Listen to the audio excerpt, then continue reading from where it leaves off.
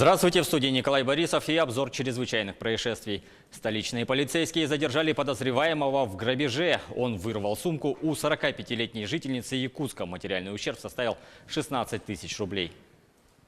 Вечером по улице Лермонтова неизвестный неожиданно напал на женщину и, применив насилие, похитил у нее сумку, в которой находились денежные средства и сотовый телефон.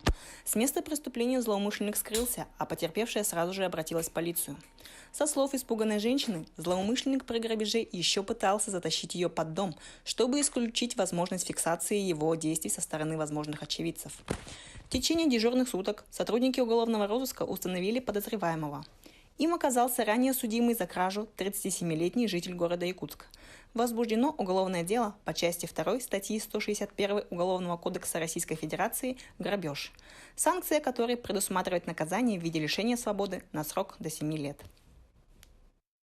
Также в Якутске задержали 32-летнюю женщину, которая обокрала собутыльницу. Дело происходило на 17-м квартале, когда потерпевшая пригласила к себе домой малознакомую женщину. После употребления спиртных напитков хозяйка дома заснула, а злоумышленница покинула гостеприимный дом, прихватив 8 тысяч рублей. Как отметили в полиции, на похищенные средства она купила еще алкоголь и отправилась к другой компании продолжать банкет. В Мирнинском районе прокуратура и Роспотребнадзор защищают права студентов индустриального техникума, в общежитии которого нарушалось санитарное законодательство. Установлено, что в нарушение требований закона, прав обучающихся, в общежитии техникума температура воздуха в комнатах составляет от 14 до 16 градусов, при норме 18-20 градусов. В целях обеспечения прав студентов образовательного учреждения прокуратура города обратилась с исковым заявлением в суд о возложении на учреждение и Министерство образования и науки Республики Саха-Якутия обязанности привести температурный режим в комнатах общежития в соответствии с установленными требованиями путем замены окон, проведения теплоизоляционных работ, утепления полов первого этажа здания. Суд рассмотрел и удовлетворил заявление прокурора. Решение суда в законную силу не вступило и может быть обжаловано сторонами. К федеральной повестке в прошлом году Почта России предотвратила пересылку более 7 тысяч отправлений с запрещенными вложениями. В посылках находили оружие, наркотические и психотропные вещества, боеприпасы, взрывные устройства и их элементы. Больше всего пытались переслать психотропные вещества и лекарственные средства, оборот которых запрещен на территории России. Сотрудниками службы безопасности совместно с правоохранительными органами было пресечено около 5,5 тысяч случаев. Также 50 посылок содержали биологически опасные вложения, включая ртуть, высокотоксичные компоненты ракетного топлива и даже радиоактивные материалы.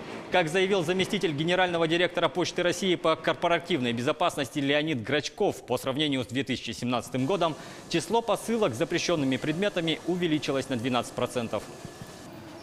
В международной повестке в Бразилии похоронили игрока молодежного футбольного клуба «Фламенго», одного из 10 погибших в пятницу при пожаре в помещении клуба. По данным властей, причиной возгорания стал скачок напряжения в электросети, рассказывает Татьяна Громозова.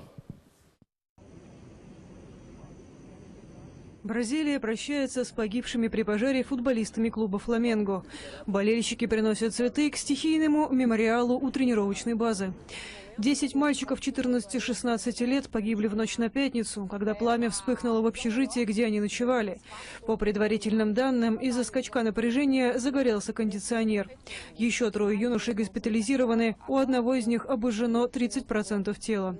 Все погибшие либо играли за команду, либо приехали на просмотр. Похороны одного из них, Артура Винисиуса, прошли в субботу в его родном городе Волта-Редонда. В этот день ему должно было исполниться 15 лет. Артур играл на позиции защитника. В прошлом году его вызывали в юношескую сборную страны. Мое последнее воспоминание о нем, как мы прощались у дверей тренировочного центра. Он взял меня за руку, поцеловал ее и сказал: «Благослови меня, мама». Я ответила: «Благословляю». Он сказал: «Я люблю тебя». И я сказала, что тоже люблю его. Один из мальчиков чудом избежал гибели. Райан должен был ночевать в клубе, но ему позвонили из дома.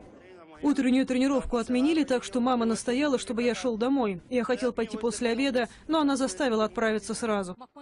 Тем временем в мэрии Рио-де-Жанейро заявили, что сгоревшее помещение было построено на земле, не принадлежащей клубу. Город направил руководству Фламенго 30 предписаний о нарушениях, а в 2017 году потребовал закрыть общежитие. Все это было проигнорировано. На этом пока все. Берегите себя и цените своих близких.